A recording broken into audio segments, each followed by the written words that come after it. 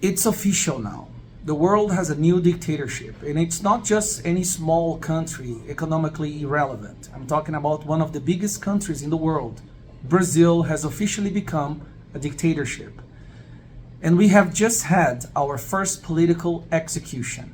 Yes. My name is Gustavo. I'm a congressman here in Brazil. And what I'm about to tell you might just cause my arrest, the destruction of my reputation and my life. But I can no longer be silent before what's going on in my country.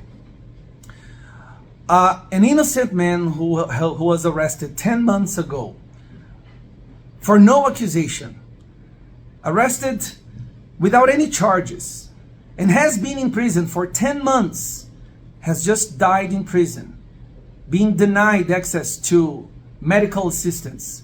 A man who was sick, Clariston was his name, died yesterday from a disease that was not treated after 10 months in prison. Right now his family is mourning his death, organizing his funeral. And while they are mourning his death and organizing his funeral, the man responsible for his arrest, our Supreme Court Justice Alexandre de Moraes, was receiving honors from our corrupt president right beside the Minister of Human Rights, who totally ignored what just happened. Somebody needs to be accountable, needs to be responsibilized for what happened in Brazil right now. Clariston was arrested for 10 months after our prosecution gave a report saying that he should be free. There was no reason for his arrest, for no reason for his imprisonment. After he proved that he was not at the site, he was not even at the site of the invasion of public facilities here in Brazil on January 8th.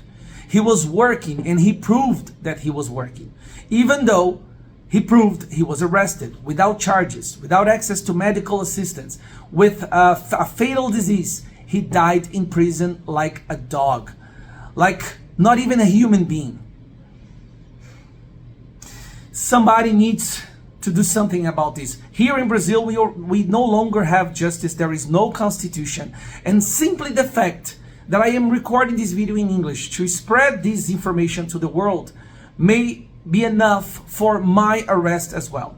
I've just came from United States, visited the Inter-American Court of Human Rights, telling them what's happening in Brazil, but nobody seems to care. The international media seems to ignore completely what's happening here. I hope I could say we are on the verge of becoming a dictatorship, but that's not true anymore. We are a dictatorship now.